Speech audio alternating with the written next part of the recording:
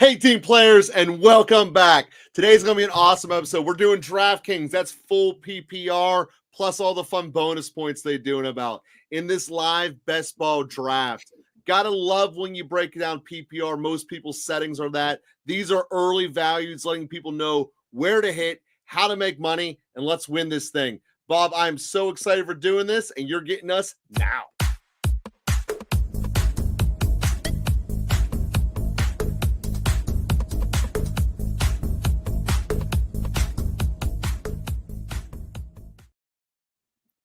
Oh, yeah, guys, full PPR. And obviously, it's a different animal in the DraftKings. Get those bonus points for the 100 yards rushing, 100 yards receiving, the 300 passing, all things to consider. And we're going off last week, concluding the last show, talking about how, quite frankly, even when you count those extra rushing yards, Anthony Richardson will never touch the bonus points. So we're starting off on a happy, positive note before we get into this draft. We got to go there. Yeah, I mean, Joe, there's a couple of news things to kind of hit on, a couple of rumor mill things to hit on as well. One of the biggest rumor mill things is recently over the weekend. You know how our boy Tyreek Hill likes to operate. Well, he posted an emoji in a peace out signal emoji in his X account, which could mean many, many things. The early speculation, of course, is that he wants out of Miami, which is just a blatantly big rumor. Or it could be he broke up with a girl. It could mean so many different things. Another big piece of news I think that is really, really important is recently there has been contract extension talks with our boy Kyren Williams. And I think for me, that's a huge kind of piece to the puzzle that we've been missing about Kyren specifically. I wouldn't put him up the board any, but I would be more than likely to, if available, maybe consider taking him if the value is correct. Coming off the rookie contract's really cheap, and they're thinking about wanting to extend him. So I think that's another piece to keep in mind. Two more pieces of information to really keep in mind as well. Number one, Ayuk is probably not going to be ready, they say, until mid-season. That was disappointing when I saw that come out. There could be a possibility that he is even traded. So, maybe that part I don't believe at all. Maybe pushing him down the board just a little bit. But my feelings about him are still kind of the same in that, he could produce really potentially elitely for you at the back end of the season, which is where you want him to do that at. And then I do not see a scenario where Ayuk can be traded because of the amount of the signing bonus that was handed out. The Niners would basically be saying we're planning on the year. That's fair. And another big piece of, well, not big piece of news, but an important piece of news to keep track of is two things dealing with Philadelphia. We talked about this last week. And I think it's really important for anybody looking to draft any players from Philadelphia is the fact that there is conversations happening within the NFL that there could be a rule that comes into play this season and or next season that would abolish the tush push. Now, it would abolish aiding the kicker. They could still line up and do the wedge the way they do it. This would affect a couple of things. Number one, it would affect our viewpoint of the pass catchers in Philly. So AJ Brown you might start to see him start to climb on people's boards a little bit with information like that. You might also start to see Saquon being taken number one overall at various. I think Saquon's the one who benefits from that more so than anyone. I still think Bijan should be ahead of Saquon, though. I want to be on the record saying that now to the end of August. Out of Philly, secondly, is that Dallas Goedert is a prime suspect to potentially be involved in a draft day trade. Mm-hmm. Okay. And I think that's really important because, Ingram is out there in Denver right now, potentially being at the Joker position. And now we've got a little bit of action here on the Dallas Goedert front. He could go any which way. So I've been curious at the very minimum. What's up, Ant? Yeah, I saw that. I'm looking a little wild, a little crazy there. I'm not a huge fan of that there, Joe, but what are you going to do? That's why we literally just did new thumbnails, Bob. Literally took them like 30 seconds before we started today's show. Yeah, Bob, I mean, not going to lie, you had a little slick back in that picture, but I had to upgrade it. I had to spice it up a little. Well, I got a new cut. This weekend. So hopefully the hair will stay out of my eyes a little bit more. I also got a new hat. I'm not a big fan of Penn State, but I like the color of this hat. And $8, Marshalls, $8. It's you love the Marshalls bin. Anybody that does, I don't trust anybody that really doesn't like Marshalls or TJ Maxx, because you can really, quite frankly, find so many good deals there. So I got all my hoodies. This particular draft, just putting this on the record, this is a much higher, by a degree of magnitude, more than last time. Last time we were doing, what was it, a $3 or $5 one? Probably it was a $10 one. We're doing some odd stuff. There is money on the table for this one, so we are expecting a much cleaner picture today. That being said, obviously I started with Puka, and the big reason is it's so much easier to get Stafford. And I highly doubt Henry slides to me across 3 picks. But Bob, I don't want A-Chain or JT here. I don't want Derrick Henry. I don't want Derrick Henry at all. I would agree with you, Ant. Ross is good. I like Burlington as well. Burlington, you can find a lot of great stuff at Burlington. So I don't get why you don't want Henry. Well, Guys would have touched on every game. He did. Well, there's no reason to think that's going to change. Let's see where it lands. Because Henry's on the table. He usually doesn't last this long. The only thing that kind of keeps me away from Henry in certain capacities over a guy like JT is that there are points you can take Henry, by the way. It's not showing up that you took him. But the thing that kind of keeps me away is that his ceiling is capped to a degree. When we look at the number 2 running back last year. I get it. No, I'm there with you, Joe. I'm there with you. But when I say the ceiling is capped, is that there is points in time where last year they could have rode his back to the very end of the game, and that would have been perfectly fine. But there were points in time where they did pull him out of the game because either they were winning so much and they didn't need to use him. I think JT. But my counterpoint to that is almost every time Baltimore got up early, it was because of King Henry. Yeah, that's why I agreed. Like, I think that Derrick Henry, we haven't taken him a lot. He hasn't been a player we've pushed up our this far very much at all. But I think that when you look at Derrick Henry, there is a reason why I think that when we get to probably Best Ball Mania season that he will slip a little bit more probably to this position is because there is a realistic cap to his season, is that Baltimore hasn't really improved their offense that much better than they were last year. And it is hard to stop Derrick Henry, but I would be more than likely to probably push myself into Jonathan Taylor or Achane if he was there a little bit more. Here's the thing that you say Taylor, but Taylor basically lost his offensive line. Now, Baltimore's retooling theirs too. Don't get me wrong, but I don't see the two of them as that far apart. And until Henry gets hurt, I mean, I do think in terms of pure runners, the second round of this draft, with the exception of Bijan, will be the 3 best runners between Henry, JT, and Genty, and Bijan with the 4 best graded natural runners in the draft in the NFL this year. So Joe, I just do. I mean, their running style is smooth. They hit the line of scrimmage hot. And here's what that's a weird selection of Lamar and Josh Allen. But here's what I want to say. I agree with that. The Ant's point here a little bit is that I think that there is a tremendously higher upside to Bucky Irving. And I think that there is a really, really, you have to tone back your expectations of a guy like Derrick Henry a little bit. So I'm a here, big put Ant's fan. comment up on the screen because I completely agree with what he said. You Make can't your pick go here, off though. last year's numbers.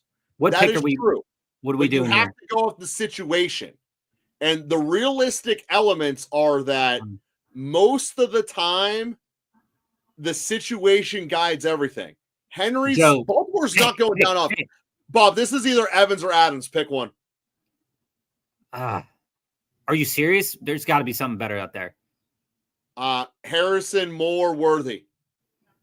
You take who you think you like. Mike Evans, because I don't want both Rams off the bat. Well, so the reason why I'm saying, Joe, that there should have been somebody else available there is we had two people take James Conner and Breece Hall. I would have rather had Josh Jacobs there personally. Oh, not a chance. Not a chance. Dude, we got so much value by getting these rookie running backs late. I hear you. I also like DJ Moore. I'm a huge fan of DJ Moore. If DJ Moore ends up slipping back to us, I would really like to take him. No, because next pick's Hampton. See, and I'm a huge fan of Omari and Hampton. This is the problem with your beginning. Okay, this is the huge problem with the way you started this draft, and I just want to kind of point it out to everybody watching right now. You see Jane Daniels. This is the farthest I've seen Jane Daniels fall in a while in terms of drafts.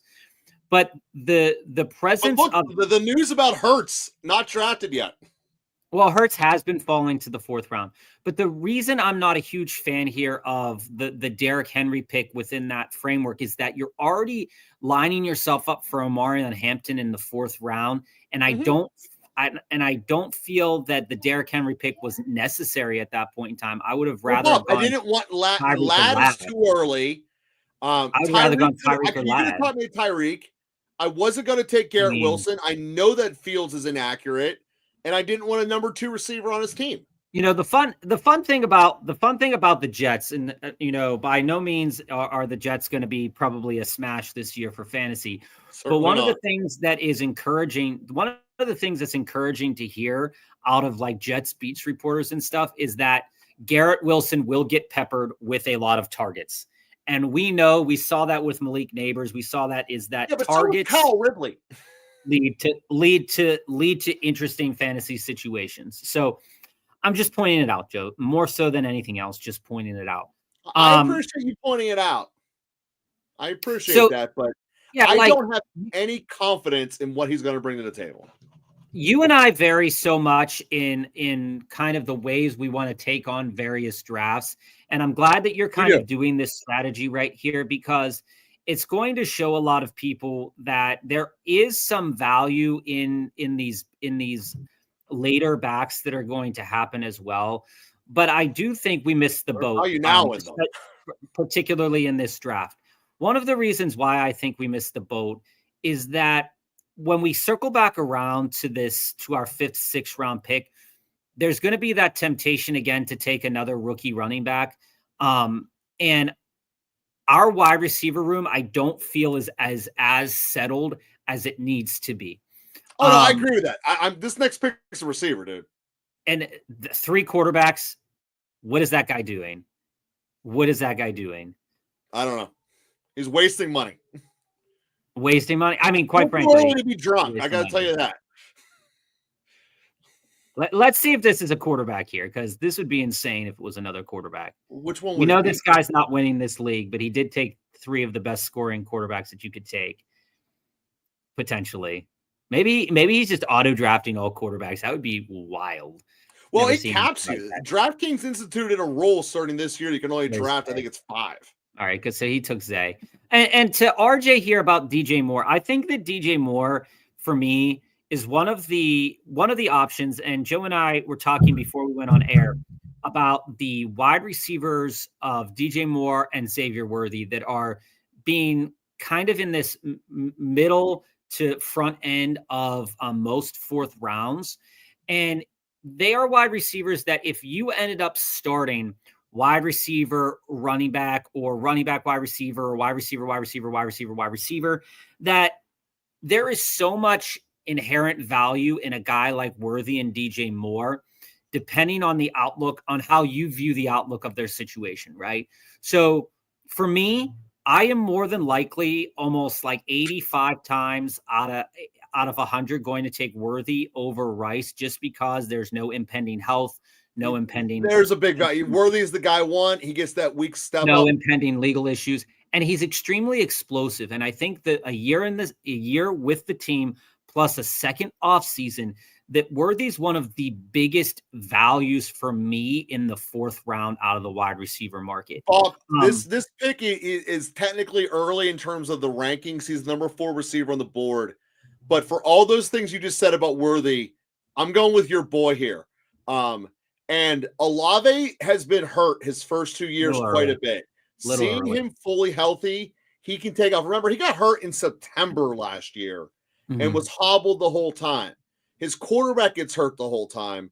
I really think Olave is a huge breakout candidate. I like him more than Sutton, Adunze, and Debo, who were rated ahead of him. Well, we'll talk about Olave in a minute, because I do want to touch on why I think Olave is a better value here, especially in comparison to where he was at last year. We touched on that a little bit in a couple episodes past. But DJ Moore also, I think that what the Chicago Bears are doing is they recognize that last year they had a big issue with offensive line. They went out this offseason, tried to grab some offensive linemen, try to improve that situation. They are more than likely also going to try to get a rookie running back in this draft class to help out that running back room that could not get a lot of yak, right? So you look at it, and then you have Caleb Williams that we know is capable of throwing the ball 30 plus times a game. Will they allow him to do it? Because he did have a lot of accuracy issues and efficiency issues. But insofar as that's true, DJ Moore commanded, approximately like 24% of the targets at any one point in time during the year.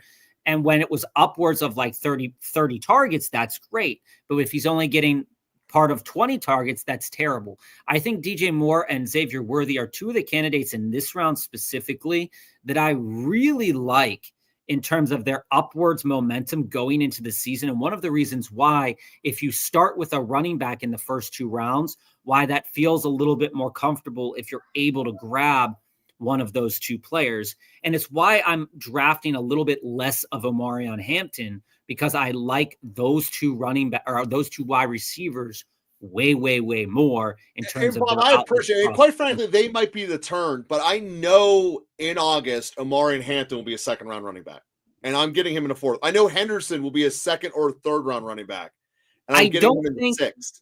I think that there's a lot of ways to view this. Is that when we're looking at Best Ball Mania, I don't think that those running backs will climb so high. But I do think that come redraft time, when we look at the redraft rankings, people will value, depending on the situation that Omarion Hampton or Travion Henderson go to, I think that they'll value it very highly. Say he goes to Dallas, right? They're going to value that really highly. Say Genty goes to the Raiders and Omarion Hampton goes to Denver. That will climb Omarion Hampton most likely up into the 3rd round. Travion Henderson, depending on where he lands, that will be a great selection. The reason they're cheap now is the risk of where they land. I'm just willing to take that check. Huge risk, actually. Now, touching a little bit on the wide receivers in this 5th round here, specifically Olave, is that last year, if you tuned in last year, I said everybody was crazy for drafting Olave in the 2nd round. At the early part of the season, he had a couple good games, couple terrible games, then gets hurt. Quarterback gets hurt. There is a concussion issue with Chris Olave. There is an injury risk. Foot that got hurt. He had no speed. But there's also the concussion issue with him as well. Oh, sure. Yeah, I'm not to mention that. So there's a huge risk when it comes to Chris Olave, but it's a risk within the 5th round, 6th round, that if he is your 3rd or 4th wide receiver option, it's not as worrisome to me as opposed to when you were drafting him last year in the 2nd round. So I think Olave is a huge value because he has the one thing about Olave that's like triggering to everybody in the fantasy community is that the touchdowns aren't there yet. So if he can grow in the touchdown market and continue to take the fair share of targets that he gets from Carr, and by the way, they could potentially be looking for a quarterback as well. But I think everyone's looking. There's just none left. I think that Olave. That's the problem with the NFL right now. No, I'm saying a rookie. I think that Olave is fantastic as an option there. Yeah. You know, Peyton does love the running back carousel. One of the things that scares me about Denver in particular is that I do think that some of Denver's if you're building a team with Denver right now, you can do it, but you have to kind of overvalue certain positions. So Sutton in the 5th round might be uncomfortable for some people if they went with 2 running backs to start with. You have to overdraft Nix, you have to overdraft Ingram, and you have to overdraft Mims. So if he does go to Denver, I'm in a dead spot. I want to go Hunter. This is too early for Hunter, I think. Well, he's the number 3 receiver on the board. I'm not sure he comes back to me. I like the potential out of Hunter. I like think the potential of Hunter too. Matthew Golden is sitting there as well. I like Hunter more than Golden. Okay. Yeah. I think if we knew Hunter was definitely a wide receiver, people would be taking him in the 4th round. I don't think he'd go that high, but I would say probably after JMO. He'd probably be the first. He'd probably be after Jameson Williams. I think that people would like that explosion after JMO, but maybe they wouldn't take him ahead of Devonta Smith. But I could definitely see him ahead of Metcalf, ahead of Godwin, ahead of Flowers in that regard. And looking at the board right now, I'm looking at, especially in the 6th round of wide receivers, and I'm very comfortable taking a running back here. Yeah, I think that Travis Hunter is a perfect 8th round guy. As we see the players that are coming off, I don't think he was going to stick to me. I think he would have gone at the turn here. Like I didn't want Ayuk, I didn't want Diggs, and Hunter's better than the rookies. I don't love Downs, McMillan, or Kirk, so I just felt like that was appropriate slot. Quite frankly, we'll see what I mean. As you all know, Joe's going to try to take Tyler Warren here. No, I'm going to give him to the 9th. Rookie this team up. I'm going to let it go to the 9th. Well, here's the thing: is there's not a whole lot of this the non-rookies I'm obsessed with. You don't have to be obsessed, but what I want you to caution against is to be over rookie. You are putting you already have built 3 rookies here, and I get that, but rookie receivers are way different than rookie. Way different than rookie. There goes Caleb. Rookie quarterbacks. Kelsey. But that being said, I almost took Golden here. I think I want to go Caleb Johnson though, to just 3 rookies in a row. You're killing me, man. You are killing me. You are absolutely rookie running backs that go in the 2nd round or higher hit in fantasy football. They do. Yeah, but you're absolutely killing me today. You're and here's why. It's not so much that I don't like Caleb Johnson, that I don't like Trevion Henderson, that I don't like Omarion Hampton. But I feel like by taking Derrick Henry in the 2nd round and not solidifying this wide receiver, the wide receiver roulette that kind of this all comes down to in a way, I feel like you overdrafted some of these running backs in terms of the situation that we are now in. I would have rather had Downs. I would have rather had Downs instead of either Johnson or Hunter. I would have rather just had one of those guys, because now we've locked ourselves into 4 rookies, which I'm okay with that. But now what this means though is that coming in the back end where we normally pick up a couple other rookies that are in the market, it's not going to solidify the team right there. The back end, you don't want back end rookie receivers. You just don't. I mean, I got some water in here. I'm struggling over here, man. I'm struggling. I mean, Joe's got the reins today. We're going to give Bob the complete reins here on Thursday or on Wednesday, guys. So we're going to see the opposite end of the spectrum. I just feel like you haven't built out knows what the next pick is. I feel like my 4th rookie in a row. Like I'm in on Travis. I'm in on the rookies that you picked. I'm absolutely in on them. I think that they can be fantastic. Okay, I'm absolutely in on those rookies, but I don't want that many.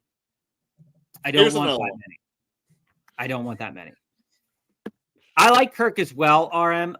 One of the things when we've built out Houston, one of the things I like to do when I build out Houston is I do like to get Kirk and I do like to get Nico and pair them with CJ Stroud. It's becoming harder and harder to do that because if you're in a draft with a bunch of auto drafters or if you're in a quarterback heavy, like all these quarterbacks just going, CJ Stroud tends to be on that cusp of people not wanting to miss out on a name brand quarterback. So they're just clicking CJ Stroud without really kind of looking at, is he good fit for the team, good fit for the situation? So I really like. Don't get me wrong. I agree. I think Stroud's going to be an amazing quarterback this year. Well, Joe's playing rookies, sophomores, and old man Henry. Old man Henry is his boy. That being said, Bob, I think we're going to start our first stack here. I think I'm going to take Dak on the front end. I think we're going to go Dak and then what are you stacking with Dak? You have nobody. I'm going to take Ferguson on the back end. I'll just take 2 tight ends. I can't agree with that statement, but Ferguson's dropping like crazy, and he's still the number 2 target in Dallas. No, I get what you're saying, but I think Ferguson is incredibly undervalued. Okay, so here's my whole problem with this situation. My whole problem that. Well, here's your quarterbacks left: Stroud, Dak, Penix, Stafford, Tua. Just take Dak if you want to take Dak. But my whole problem with this is if you none of us are projecting Travis Hunter to go to Dallas. You didn't have the opportunity to take CeeDee Lamb. There's a big contingent of people that are saying, Matthew Golden could go, but you take Travis Hunter when you could have taken Matthew Golden. I'm just not sure. Hunter's a much better receiver than Golden. I get it, but I'm just not sure of your plan. I see you picking my stacking plan. Yeah, I see you picking names here, but they're not really. Well, that's the risk of rookies. You don't know who they're stacked with yet. That's part of life. Because the other problem is that we do want Stafford. And we're going to get Stafford. This pick is going to be probably best on board receiver. Well, I don't think so you have right now your receiver list. You don't have the luxury of doing that because pick team 11 and team 12. No, team 11 and team 12 have a combined 1 quarterback. You don't have the luxury to take a wide receiver here. They're not going to take Stafford. You bet your ass they will. If they had a choice between Penix and Stafford, the guy over here, Phil, right, I'll take Stafford here. Phil is probably going to take some logic there. Phil is probably going to take Penix at one of those 2 picks when he sees that, because I believe one of these guys has London, either the 11th or 12th position. One of them has London. So one of those guys is taking Penix on there, and there's out of the back end of that there's 2 teams there that need a quarterback significantly. I just don't know if McCarthy goes, that's where Stafford was at. McCarthy's Stroud and Penix would have eaten up the picks. I didn't think there was going to be 3 that went to and fro. But that's fine. No, I mean, just looking at what the receivers I was choosing from was not a laundry list of awesome. It was Bateman, Hollywood, Coleman, or QJ. I wasn't excited to pull those triggers either. Yeah. Well, this is the issue that I have with the continued rookie running back selections. Like I said, not that they aren't talented at all. I say it's probably at 0. What's that? Or very close to 0, because there is, like I said, there's a big contingent of people that thinks that either they're going to probably take a guy like Igbuka or they're going to take Matthew Golden and sit tight, because they're not a team that usually wants to give up an insane amount of draft capital in recent memory to really kind of move the needle in that market. I think Travis Hunter could be paired up well with CeeDee Lamb, but I don't paired up amazingly with Malik Neighbors. Do it. Did CJ Stroud? Did the guy who took CJ Stroud take Kirk and Nico? Took Kirk for sure. Well, I know that, but I just want to know if he took Nico as well. He did not. Nico went to 10. Interesting. So taking Coleman over Stroud, I get why you'd be upset about that. And that's basically what our pick was with Stafford. So, yeah, I mean, like I said, you had to take Stafford there. So Bob, this pick is the debate between QJ, Dowds, Leggett, and Ferguson. I mean, you said you wanted to build the stack, so build it. I mean, don't. Yeah, well, I mean, the question is, do I think Ferguson will come? Do I think 4 tight ends are going now between the next 14 picks? Well, you look at anything can happen. Like I said, you're looking at the board, and I see 0, 0, 1, 1. There goes a bunch of tight ends already. Yes, we're in a tight end run. Fair enough. like Kincaid, to be honest with you. I'd have rather had Kincaid there. This is why, like, I wanted the stack. I got to have some form of stack here. But here's I get that, and that's why I'm against the DAC with only Ferguson. If you're gonna build the DAC, you got to build it with CD and Fergie, or you got to build it with CD, a rookie, and DAC, because there is a lot more value in my mind right now today in Kincaid than in Ferguson. Well, that's just because it's known. Once we know who the number 2 receiver in Dallas is. No, I'm not even talking about that. I don't think Tolbert is holding the job. No, I don't. I'm not even talking about that. I'm talking about just in terms of. No, you would be, because if you knew who the number 2 was and we knew we could grab him in the 14th round, you'd be fine. But you won't, because you're going to have to grab him in the 7th round, because it's probably going to be Golden, right? We don't know who it is. Mingo is an interesting guy, because they ended up going out and getting him like mid-season. I'm drafting Mingo at the end. I mean, I know I'm doing kind of using him. He's kind of the piece that, like, if you take him in the 20th round and he ends up hitting, you have a really good shot if this is something that you've built. I think it's an interesting selection, a guy like Mingo in the 19th or 20th round when you're searching for your dart throws to see what happens. So, Bob, here's my debate for here. Dobbs, Leggett, Hopkins, Palmer, Coker.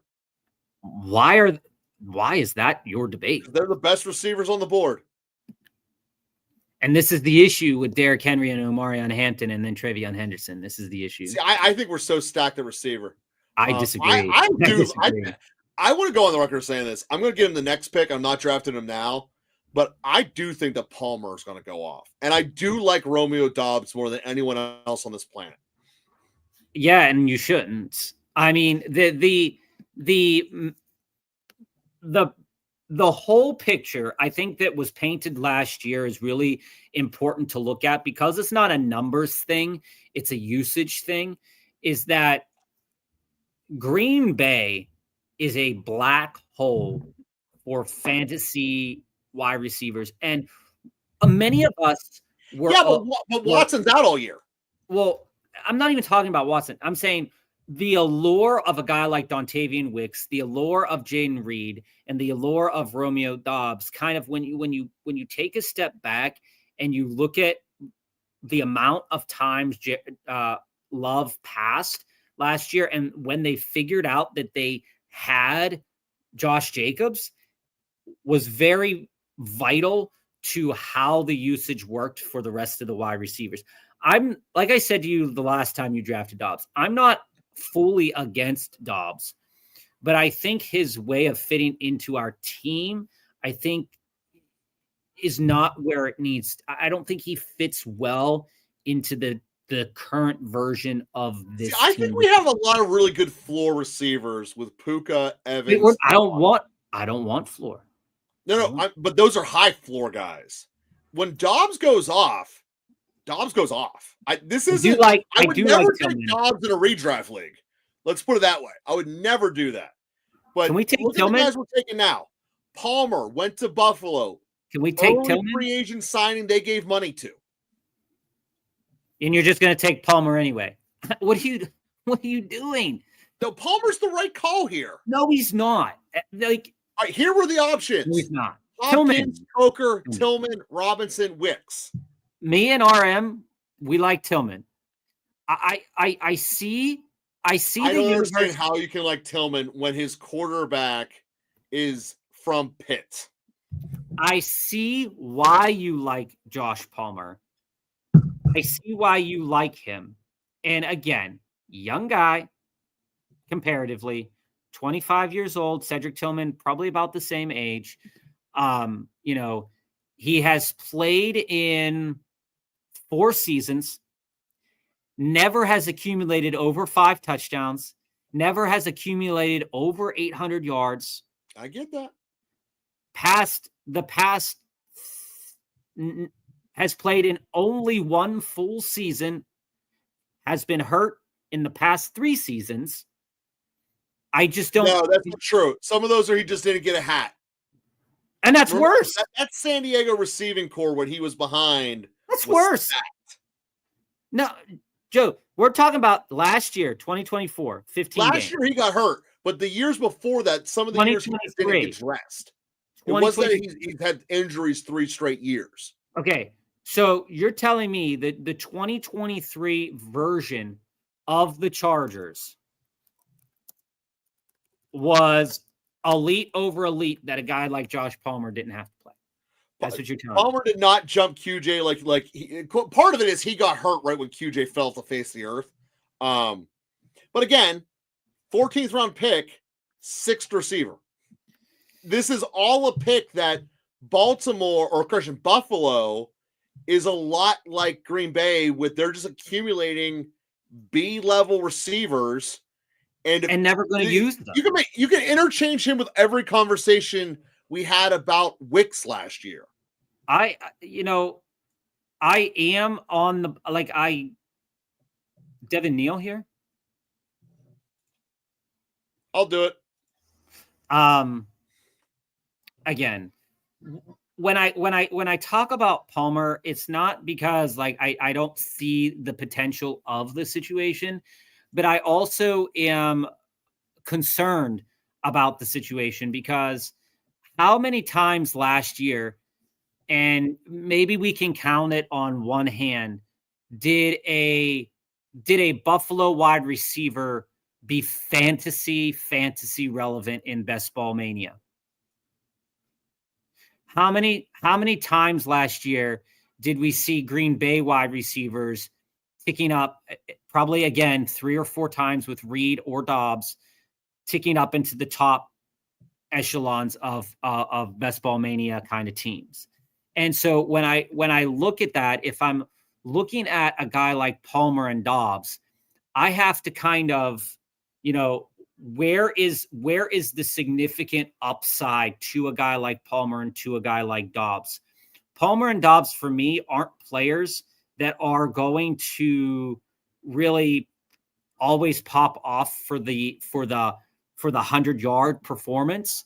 And usually it's going to be for like a random touchdown that happens to go in. Both of these wide receivers in the last several years, I mean, Dobbs is sitting there with 600 yards on 46 receptions last year.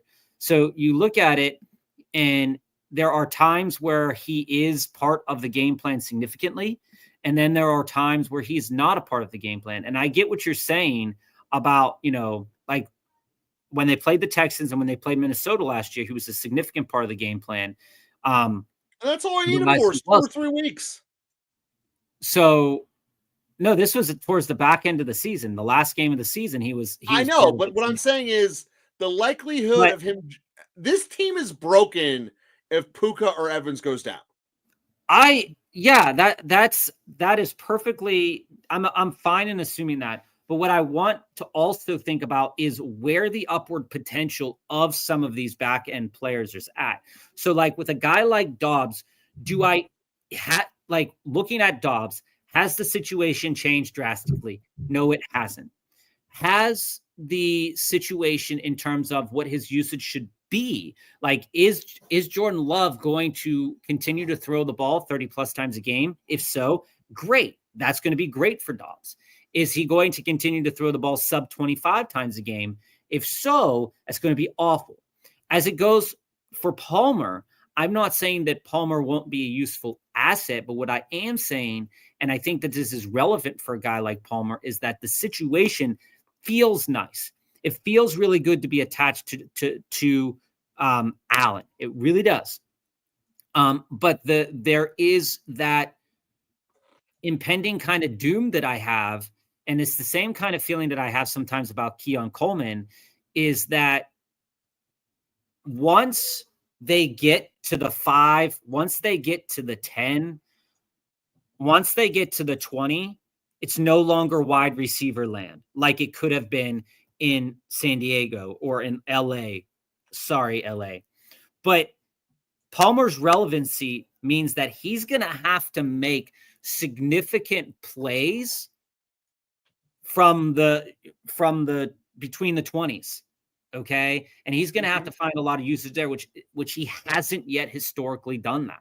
So that's my fundamental problem with these two players, is that I can see a ceiling week of anywhere of, like, if their quarterbacks are really throwing them the ball, of 5 receptions, 6 receptions, and 60 yards. And maybe a touchdown here or there. Does that take it to the bank over potentially a guy like Olave or a guy like Evans? I'm not entirely sure. There was no one else on the board who ever would have cracked our lineup with any more significant, like from that Palmer pick on. The only person you can make an argument for, which you guys are, is Tillman. But this is also my reasoning kind of behind not going Omarion Hampton in the 4th round, and behind maybe not going Travion and Caleb Johnson, is that we are looking at the back end here and saying, okay, these tight ends aren't terrible. Like Hunter Henry isn't terrible. We both like Dylan Sampson as a rookie potentially to get a lot of opportunities.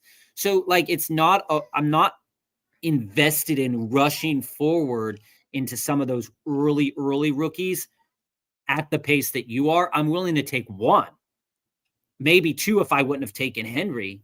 But again, I love him. Here's the same pathway. If Omarion Hampton hits and Derrick Henry hits and Travis Hunter hit, well, then you just wasted Caleb Johnson and Travion Henderson, which is more so a problem. Oh, I disagree with that. I mean, I don't think you need to overexert yourself. If you're playing with Derrick Henry, I don't think you need to overinvest in the running back market like you did early. We only have 5 of them, and my 4th running back didn't come until Xavier Restrepo looks really good. A nice rookie out of running back didn't come until the 15th round, Bob. What'd you say? So the 4th. Wait, correction. Neil was not the 4th running back. Neil was the 5th running back. Who's your 5th one? All right. When did my 4th running back come? The 8th round. Yeah. That might be a little over running backing it. But again, I do think that there's so much incredible value in getting the ones that we got. Yeah, but there's only incredible value if you don't rush them. Bob, that's what I'm trying to tell you. We didn't rush them at all. These guys I'm not talking about high picks come August. I'm talking about rushing them within the framework of our team dynamic. I'm not talking about rushing them in terms of the ADP. See, I don't think the only one I think you can argue rush is Henry. But again, I didn't want Ladd. We'll take a look at the top half of that board. We'll take a look at it in a moment so we can kind of go over everything that we see there. I continue to want to click Mike Williams when he comes around too, when I've been doing a couple of drafts. Oh, I get that. I've been continuing to want to click him. I've been starting to click a little bit more Restrepo. You just said deuces on let's give Akine a chance. He has gone off before, and if he's going to take that slot. Well, like I said, I think the biggest thing about a guy like Nick Westbrook. I mean, I'm throwing him or Jonathan Mingo on the roster. Either one's a complete never going to get used. At least we've seen Westbrook go off for a couple. I think that the value in Westbrook is from definitely. I brought this up, the other day, that the value for specifically for Westbrook is for the team, for Miami as a whole. I don't think he's going to be super fantasy relevant this year, but I do think he's going to help out Tyreek a lot by taking off some of that pressure, because teams now have to cover him, even though he might not be the best. if Tyreek does leave, like I said at the top of the show, if Tyreek does leave, Nick Westbrook-Ikhine could be a very good lightning rod pick here in the 19th round right now, who could probably jump. If Tyreek leaves, Waddle's going to jump up probably a little bit higher than he is right now. And Westbrook is the worst case of Ikhine is in the 14th round. Westbrook would jump up probably 6 rounds at minimum. At least. I think. Yeah. At minimum. But it would definitely probably catapult Jonnu Smith up 2 or 3 rounds as well. Mm-hmm. And Devin Achane would probably really, really cement himself as potentially a back-end first-round guy for some people over a guy like Christian McCaffrey. Even though there's that injury risk there, there's a nice dart throw there on Wester. I love seeing the dart throws. I like the Will Shipley dart throw. I'm really a big fan of the Will Shipley They'll never do anything. Hate the Gabe Davis dart throw. Troy Franklin. Dart throw, Bob. I'll thread the needle with one. Troy Franklin's a nice one. God, Jesus. Are you kidding me? There's your boy again. Your handiwork is all over this draft. All over. I see you through this draft, like as just a microcosm of what's happening here. My boy Greg Dortch, I don't see any value in that, but I mean that's an interesting one. Jadon Blue, nice pick. There's a good potential in that. Not a good pick if you didn't love Texas. No, I mean, like he's a good running back, and a lot of these he'd be a good running back in a different class. Tank Dell, no, I don't know why you did that. Tank Dell's unfortunately probably careered over.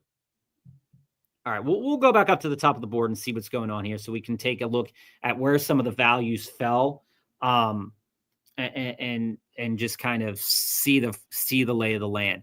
So, like when I look at the situation that you kind of built for us, Joe, here's kind of my biggest takeaway here is that when we look at the third round, if you are to take a running back in the second round, and this is something we've talked about before, and I'm going to ignore the guy that took 3 quarterbacks for the time being. Probably should. When we look at the comparative value here for these third and fourth round guys, you were like, oh, I don't like Josh Jacobs, but I love Omarion Hampton. Hold on. Just let me finish the thought. Mm-hmm. I don't love Josh Jacobs, but we'll keep this in mind. We're going to keep that in mind. I've heard good things about Kyle Williams. You don't like Josh Jacobs, but you love Omarion Hampton. So when I look at your viewpoint about those 2 specific players, is that, and I'm going to ask you this question, I want you to give me an honest answer. By season's end, given whatever situation you believe Omarion Hampton will land in, what do you think his end of season stat line would be? You don't have to vary it between. I want carries, yards, receptions, touchdowns. So realistically, I think Hampton is ending up in one of the D's. He's ending up in Dallas or Detroit. I don't want to know where he's ending up. I want to know end of year stat line. What do you think his highest projectable one is and his lowest projectable one is? So his floor to me is 1,000 on the ground. And again, this is obviously assuming no injury. I mean, let's not be dicks about this. But it's going to be 1,000 on the ground, probably 6 running touchdowns as a floor, and receiving yardage, I don't know, $150 at the worst case scenario. His problem is he's not exactly the best pass blocker, so he might not get the third down play. And what's your highest? I could see him getting 1,300 and 10 touchdowns. Okay. Especially if he's in Dallas. So what's your issue with Josh Jacobs? I think Josh Jacobs is in page for a major regression. Okay. That's my problem. And that's fair. My problem is I think Jacobs is coming back. It speaks to the point where you don't want to go off last year's numbers, so I do see where you're going with. He's almost 30.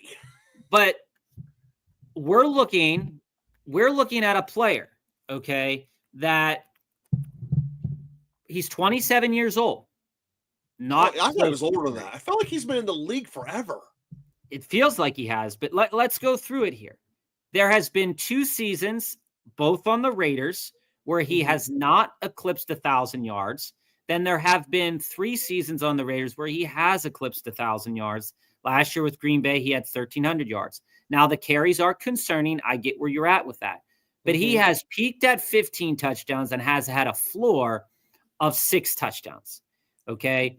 Not the greatest receiving back. But why I bring this up is that when we look at the comparison of the values here, right?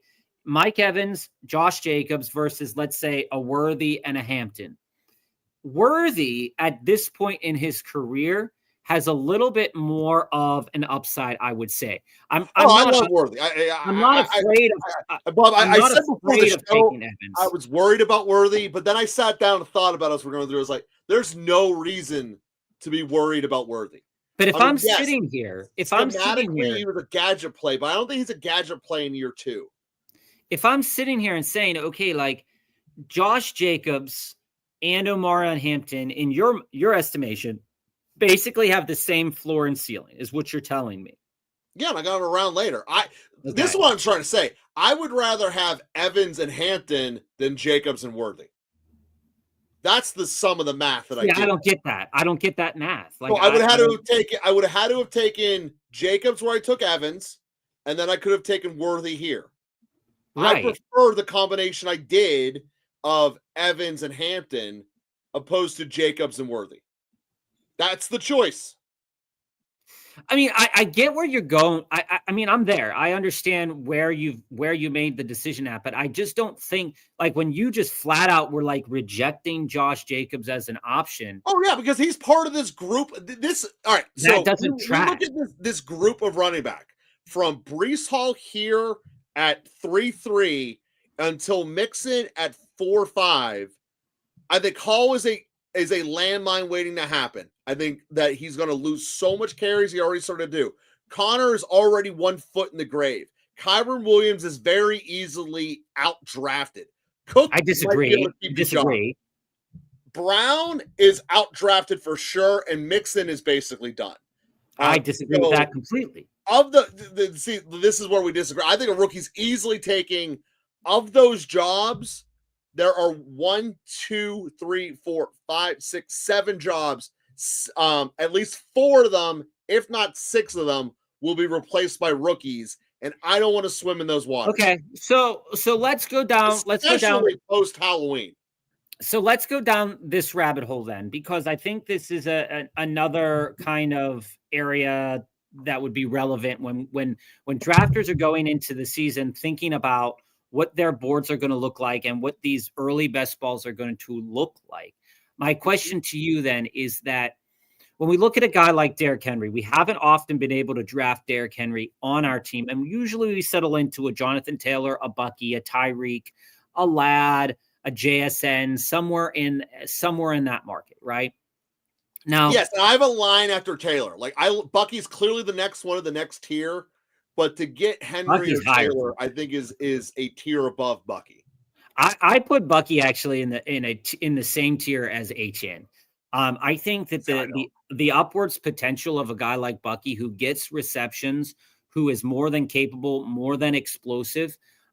They love him down there, and I think that he's being underdrafted when it comes to ADP, and probably in a couple of months he's going to settle in somewhere in that second round, and probably Garrett Wilson or T or Tyreek will fall out of that a little bit. But I don't think he'll get that high because his name isn't sexy enough. It will get there. I mean, I think basically where he's going to be at the end of the turn. But my question to you here about Derrick Henry is, we talk about Derrick Henry, and we have really nothing but good things to say about Derrick Henry's performance on the field year over year over year. He's one of our favorite running backs for fantasy purposes, and he continues to be one of our favorite guys and was our favorite guy last year as well. But my question to you is that in a world where, nothing really has changed, and we look at Derrick Henry's usage from last year, and like I said, usage is more important than what the numbers like really were. like in terms of touchdown numbers. Mm-hmm. Being used within the red zone is really important. Being used in 1,900 yards, right? That's a significant amount of yards I mean, the coming dude scored from well outside the red from zone Derrick pretty Henry. regularly. You look at it, he had almost a 200-yard performance. He had during the back half of the season, a 162, a 147, a 138, 325 carries. Now, Yeah. that is let me hit on that usage, the percentage usage about Henry, because this has been coming up with a lot of different people about it's not big enough. They're not giving Henry the ball enough in the red zone. What is Baltimore doing? Baltimore's being incredibly smart. If you look at the way they used him, especially in the first 8 games or so, they used him and he scored.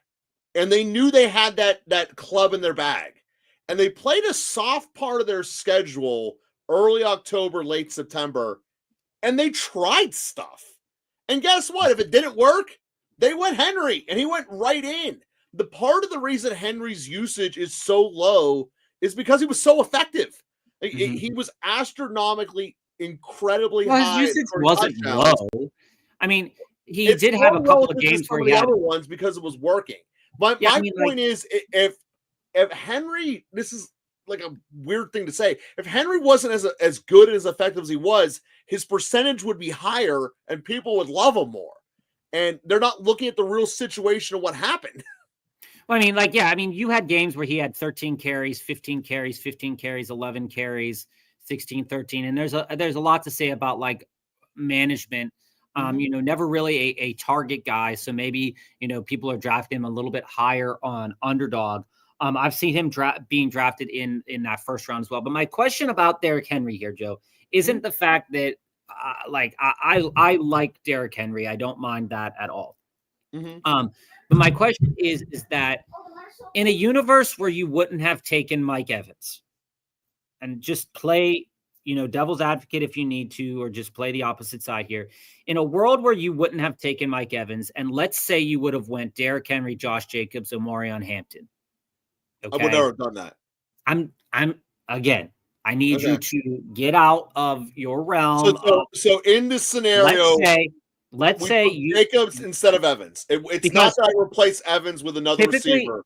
Typically speaking, Jacobs is becoming unavailable in this territory. Usually the guy that took Connor or the guy that took Breece Hall is going to take Jacobs, and Breece Hall would slip, or Jackson Smith would slip. So you had a luxury that you wouldn't normally have. There rarely have I seen a team build Derrick Henry, Jacobs, and Omarion Hampton for many good reasons. But I'm saying, if you would have taken these 3 running backs, where would your next running back have been? And had I taken those, I definitely would not have taken Caleb Johnson. Would you have still taken Travion Henderson? Probably. Dude, I'm in love with Henderson. I think Henderson could outscore Genty. I think Henderson has a chance of being Barkley. Okay, so let's operate under that assumption. I love Henderson more than Hampton, to be totally honest. If you're just joining us, we're talking about some of the draft strategy that was used in this draft. We're talking about some of the players that we like. If you have a player that you want to talk about in the chat, just put it down. If you're looking at the board, this is the top half of the board. We'll show you the bottom half of the board. But the thing is had I started with Henry and Jacobs, I would not have taken Hampton. I would have taken Henderson, and I would have taken Worthy instead. Okay, so let's kind of. But this goes back to the math. I think Evans and Hampton is better than Jacobs and Worthy. You think by season's end, Evans and Hampton will have had a better statistical fantasy season than the combination of Jacobs and Worthy. I mean, that's all a possibility. And that's why I'm just kind of leading you into this situation where if you would have taken those 3 running backs that early, and, it's some teams, you'll see it in the draft. You'll see that, Taylor, Connor Hubbard, HN Kyron, Ken Walker, to get the running backs kind of out of the way. If you were to have done that early, you still are telling me that you would have taken Henderson in the 6th, is what you're saying. So for you then, I think Henderson is a home run in the 6th. I agree with that. He can't miss. I agree with that statement. And what I'm more so kind of asking is that, knowing that you got Derrick Henry, knowing that you put Derrick Henry on your team, and knowing that Trevion Henderson kind of provides you with that explosive element that you want out of a running back, is there then a universe where, if you're building Derrick Henry as your primary running back in maybe a zero running back build, where you would be comfortable rocking like a Derrick Henry and then not looking at running back again until the 9th round? Or are you always going to be convinced? Or are you always going to be convinced of this Omarion, Hampton, and Henderson? Because if you are, then I think it probably behooves a team that's constructed this way to attack wide receiver early if you are very comfortable. Oh, yeah. So, full disclosure, if AJ Brown was still on the board, Henry would not have been on this team. Like, just say, for argument's sake, say where AJ Brown went, JT went. I would have taken AJ Brown. Even with Derrick Henry still on the board? Yes. Okay. So, so that debate, if you guys go back to watch it live, the only two I was debating at that moment was Taylor or Henry. And the reason for that is, I think Ladd is incredibly overrated. He not overrated in his talent or anything, but he was forced the ball to so much. That target share will diminish when they put another premium receiver on that team, which I believe they are going to do. If Golden ends up there, Ladd is going down by at least 10%. I don't think Tyreek, question mark, will never trust anyone that Justin Fields is throwing the ball to. And I don't like Higgins in the second round. So my only realistic choice there was Taylor or Henry. And that's why I ended up with. I personally just chose Henry over Taylor. You can make an argument either way. Baltimore's a way better offense. I kind of like, I do think that Henry and Taylor and Bucky personally are incredible options in that same position. But I really don't kind of agree with you that he was forced targets. I think that there's no one else to get the ball to. I think when we look at his games, though, if you're looking from week 9 to week 18, you're looking at 7 targets, 2 targets, 9 targets, 6 targets, 12 targets, which was his highest game, and he had 117 yards. They won that game. Then he was out. 7 targets, 6 targets, 10 targets, 8 targets. To me, that sounds like a guy that is a trusted wide receiver in his role. And it's one of the ones that's like, it's not that the target share is significantly more, or not significantly more, but when you look at the amount of times that Herbert is throwing the ball, last year in that back half of the season, he threw the ball way, like, a lot. So yeah, I get that, but you also remember the Chargers the second half of the year. I would say to you, it's not that his target share is going to diminish, but there is a very realistic chance that with a workhorse style running back like that they went out and got with Najee, maybe the targets will go down in that capacity. But I do think, well, see, I think it's going down in terms of better targets. I think he'll have better targets. He might. That's a possibility. But he was the only show in town the second half of that year. I mean, they were just forcing the ball to him because I disagree that it was a forced situation. I don't think they were forcing the ball. By forced, I don't mean like it was their only option. I think he was the only receiver who could get open, is what I'm trying to say. That's good. You want that. That's good. Yeah, but that's when they put another one there who also can, they're going to draft one. I think their first round pick will be one. I think their first round pick is going to be Golden.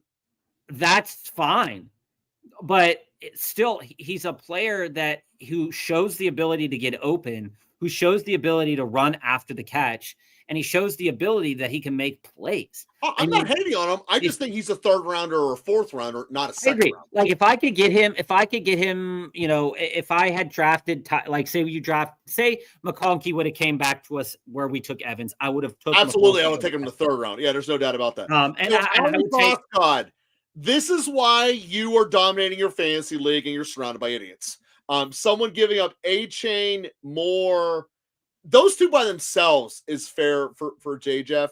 And I guess you can make an argument because I just did that Chase Brown and Diggs are both dead assets. Wow. That's not that bad. But that guy's going to have to cut so many. You shouldn't do that unbalance of a trade as a general rule as a 4-1, just as a general rule. Yeah, but I mean, like A-Chain for more, I wouldn't give up J-Jet for just that. But you know, what's going to end up happening is that guy's going to have to hold on to Diggs and Chase Brown.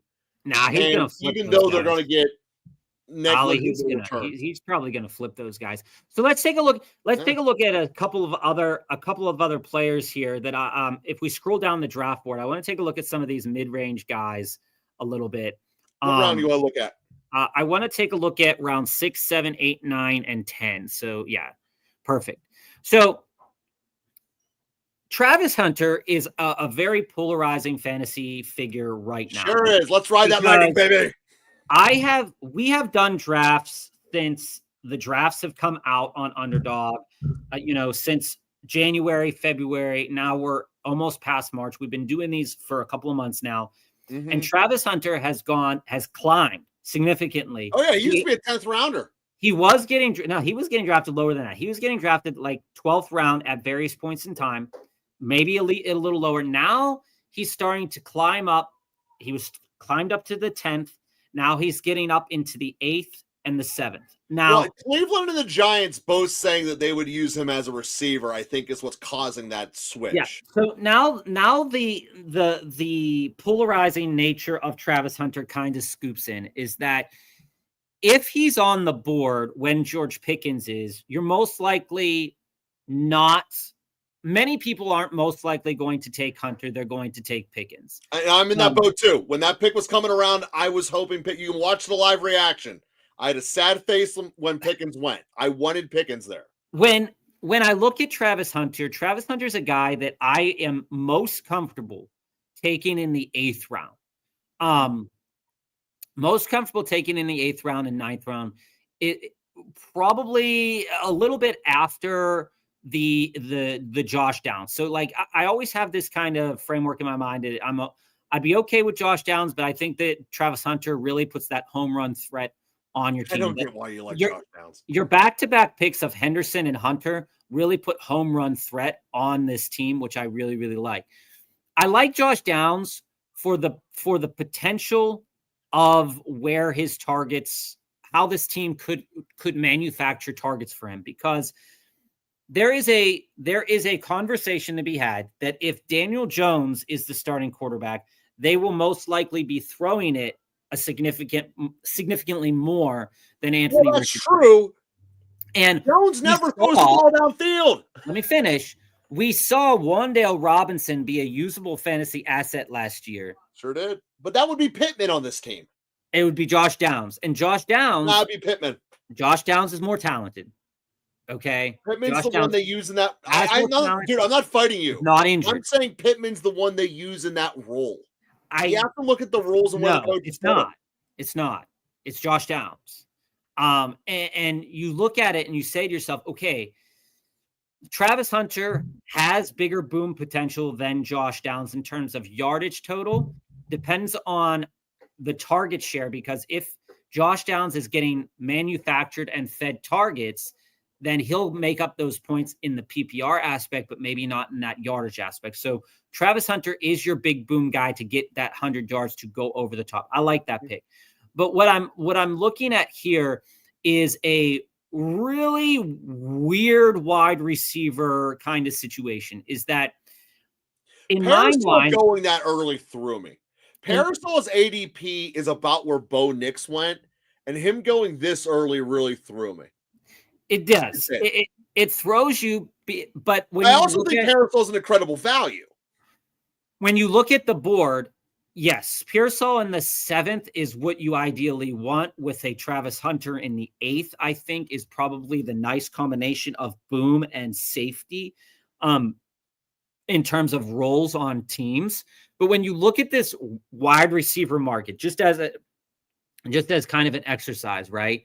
And we look at it from Pearsall onward. You see Pearsall, Judy, Jennings, Cup, Shakir. Those roles are all over the place. Jennings, downfield. Judy, depends on the quarterback, right?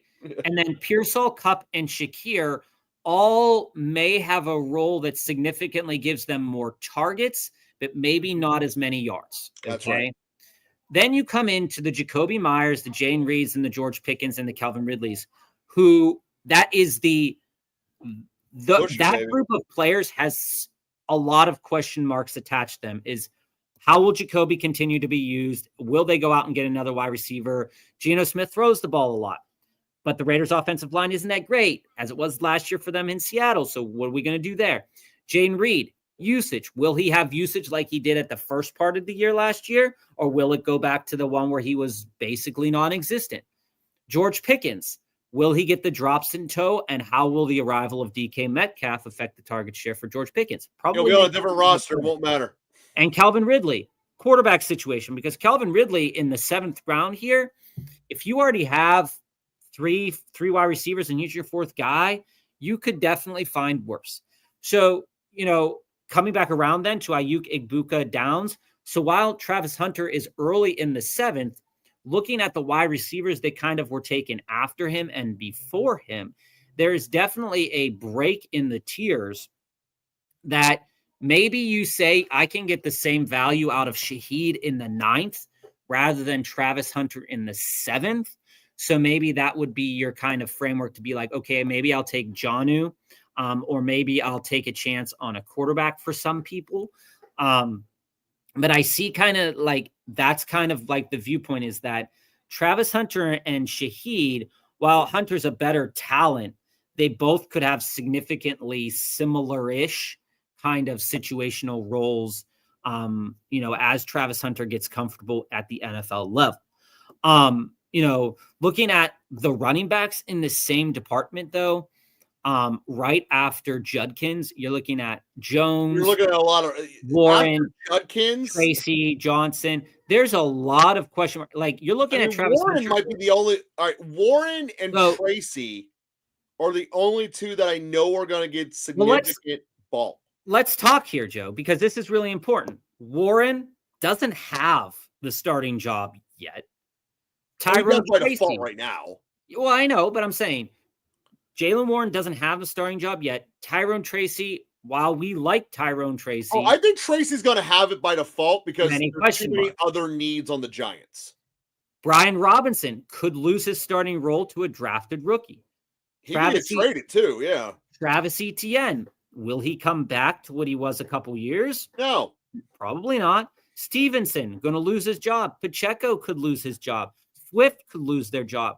These running backs, you want to be on a rookie here. You kind of really want to stay away from them. So that was my question, Joe, in the fact is that where I stand kind of in this market is that once Henderson's off the board, I kind of want to be settled into 2 or 3 running backs very significantly. And I don't want to kind of overdraft them because looking at the colors here and looking at the player names, I am one of those people right now, and I'm just going to go on record and say that I am taking a little bit more chances on Travis Etienne than maybe the most reasonable person should.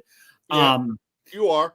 But I do think that when we look at kind of the player pool that's around Travis Etienne, that you're not risking much to get that return. So, this really is the part of the draft is why I go so heavily receivers.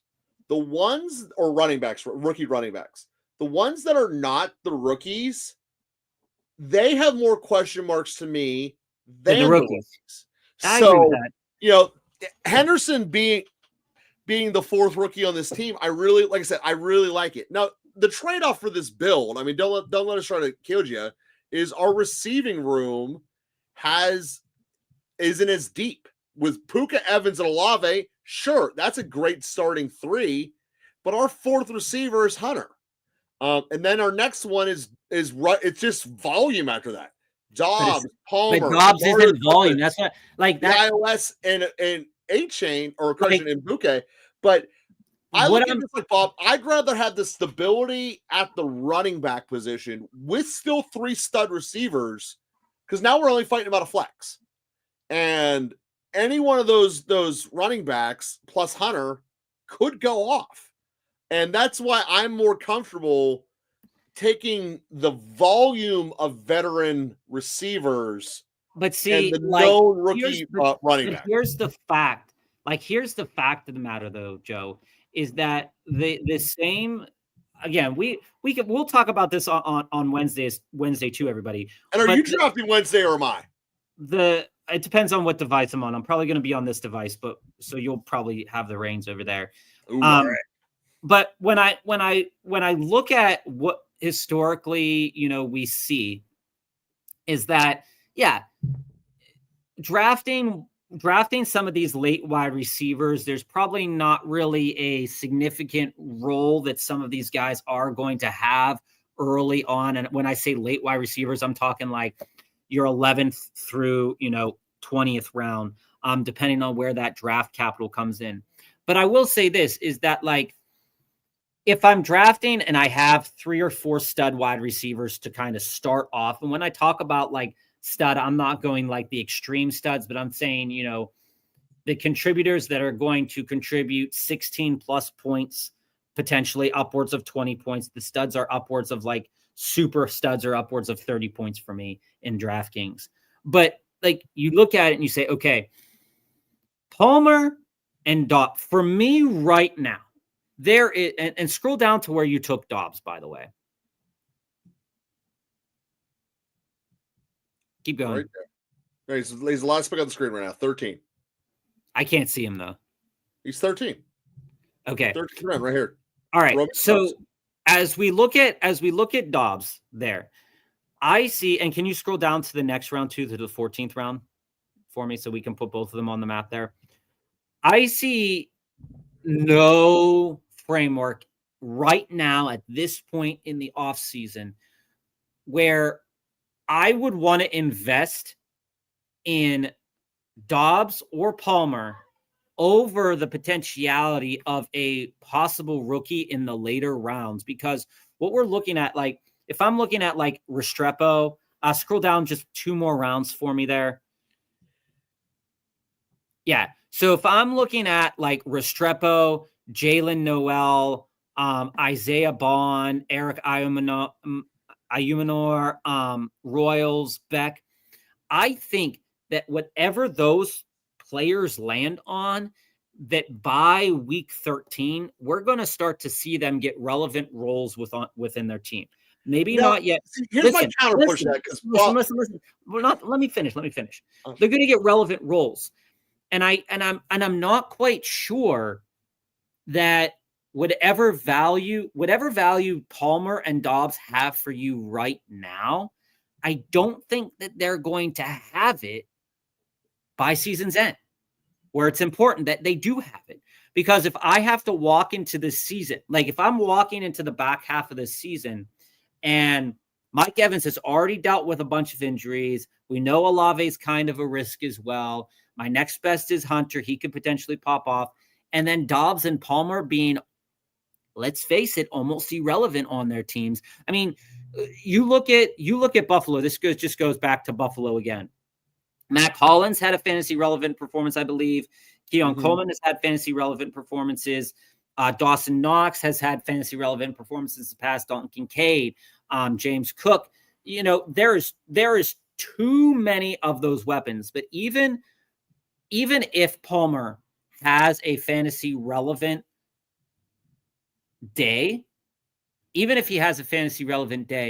I don't think it's going to be significantly better than any of the veritable hodgepodge of wide receivers that comes after him. So like I guess what I'm saying is, like, I'm just not seeing where these veteran wide receivers in the back half of the draft hold more value than some of these rookies 5 rounds later, 4 rounds later. Oh, to me, it's not even close. And so I'm actually going to give you a guy I drafted as the proof. Oshivas, Yoshi was, I believe, a 5th-round pick. Most of these guys we're looking at here are 4th or they're day 3 picks. They're 4th round or later. Noel probably is going to be a day 2. All right, fair enough. Ayamanor will probably be a day 2. That's why we're drafting them. If you look at the iOS, as well, he had what, 700 yards last year? Less than most rookies do not perform well their first year at receiver unless you're drafted in the 1st round. It's a tighter window than running backs. Most of them do not perform well in their rookie year unless you're drafted in the 1st round, and these guys are not, flat out. So the reason is that most receivers and quarterbacks do not develop additional connections during the season. And they just keep relying on those they were relying upon. So look at Rodgers. Let me just give the ball only to people he likes. I get what you're saying there, but let me add something here that I think is relevant to the discussion that we're having. And it's just, can I also say I agree with you though? Like, I totally agree that like Royals and Noel and Beck, they're more talented athletes than Palmer. They're just not going to get the ball more than him because they're not going to be trusted because they're rookies. Okay. Can I read you? I'm going to read you 2 stat lines. Stat me up, baby. All right. I'm going to read you 2 stat lines. And this is just, again, end of the season stat lines. And I'm going to read them to you. One of them, actually, I'll read you 3. I'll read you 3. Okay. Let me just make sure I have the 3 that I want here. Okay. All right. Let me find my 3rd one here. Okay. I think you're going to enjoy this little festive, not I festive, like festiveness. Okay, I'm going to read you 3 stat lines and I want you to tell me the player. Okay? I'm going to tell you the 3 players that I have here, and you're going to tell me whose stat line is whose. Okay. Okay. The first player that I have as a choice is Demario Douglas. Got him on the roster. The next guy is Yoshi. Mm-hmm. And the next guy is Dobbs. These are the 3 guys we're looking at. You drafted Dobbs 151. You drafted Demario 186. You drafted Yoshivas 199. Okay. Here are the 3 stat lines. You tell me the player. 46 catches, 601 yards, 4 touchdowns, 13.1 average. Next stat line. 36 receptions, 479 yards, 6 touchdowns, 13.3 average. Last player, 66 catches, 621 yards, 3 touchdowns, 9.4 average. Who is who? So who had 66 catches? Who had 66 catches? Who had 36 catches? Who had 46 catches? I'm going to go with Dobbs as the 46. Okay. The iOS as the least amount and Douglas as the most. Okay. You got it. So why did you draft Dobbs? Here's why I drafted Dobbs. 4 rounds earlier. That's what I'm trying to say, is that it's a usage thing. Why did you draft him 4 rounds earlier if we're looking at the usage and we're saying, okay, Demario Douglas. There's a couple main reasons. So Yoshi, I mean, a lot of this does depend upon the fact. You nailed it. By the way, good job. You nailed it. That I think that Josh Jacobs is going to decline. And they're going to have to rely more upon the pass. So I think Green Bay overall becomes more of a passing. With Watson coming out of it and Wick showing he's not there, I think that Dobbs is going to grow by a natural internal percentage. They're going to throw the ball more overall. And again, don't get me wrong, I'm not trying to say he's turning into CeeDee Lamb or anything like that. I'm not saying I know I think that when, in comparison to the rest of them, the only one who has a chance of being ahead of him from all these guys below him is Kine. And that's because Kine can be a freak sometimes if Tyreek goes down. But I like Dobbs. I like the fact that he is different than Reed. And Reed is the one who disappeared more than anything else. I feel that, family. I feel that a lot. I So appreciate that you being being here, said, family. guys, though, we are hitting pretty much the end, family. Sorry to you for the last 6 seconds. Just a final thought, Joe, before Yeah. and as we get into the discussion for preparing for Wednesday, I think it's going to be important to look at as we move down the pipeline and we get to the finishing point of the early best balls as we prepare for Best Ball Mania, because as we know, Best Ball Mania tends to have a smaller amount of rounds. We have to be really aware. DraftKings is still 20. DraftKings is still 20, but Underdog is not. So we have to be brutally aware of the fact that there are guys that aren't that we have less positions to deal with, right? And I think that one of the things that I really want to kind of keep an eye on is this your second and third year guys in terms of the wide receiver market, which Palmer falls right outside of that. And I believe Dobbs is kind of right inside of that. Let me just verify that to make sure. No, he's going to fall right outside of that this year. Is that when I'm looking at it, I want to make sure that we're kind of prioritizing some better situations for ourselves in the back half of these drafts, because when it comes down to Best Ball Mania, I'm not quite sure the edge of owning both guys like a Dobbs or a Palmer or a Douglas Yoshivas kind of thing kind of works. And that's fair. That's fair. I just kind of want to take and to all our dynasty players out here to this point that family is making. This is the time of the year to throw all your crazy stuff out there and just see what sticks. Yeah, I mean, I do think it's fair. Less attention. The draft hasn't started yet, but there's a little bit of a buzz.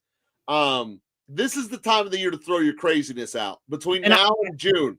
I do want to say this though too, and I think it's really important for anybody out there right now that is like saying, "Oh, I need Saquon 1 of 1 overall," or "I'm going to go out and trade Saquon." I want to caution this for one moment, and it's a fun little kind of stat. You can find it on everywhere: TikTok, Reddit, a bunch of different circles. Is there have never, I believe, been a time, and you could argue, I believe one guy on TikTok has argued that you could count Todd Gurley despite him missing 2 games, but there has been no running back that has repeated as the 101 running back in back-to-back seasons. So even though the situation in Philadelphia could change, that the tush push might not be there, I think that it's a little interesting, with a guy like Saquon. I love Saquon a lot. Usage could be an issue from this past year. He's already had injury things in the past. So if I'm going out there and making trades, I might kind of be steering myself away from Saquon a little bit more. And I probably won't be drafting a significant portion of Saquon unless I'm sitting there in like the 102, 103. And quite frankly, Joe, I like Bijan a little bit more. I like Bijan more too, guys. Hey, guys, remember, we are doing the cruise. You guys can get on it at elitebusinesscruises.com, and we will see you again on Wednesday. See y'all on Wednesday, 3:45 Eastern.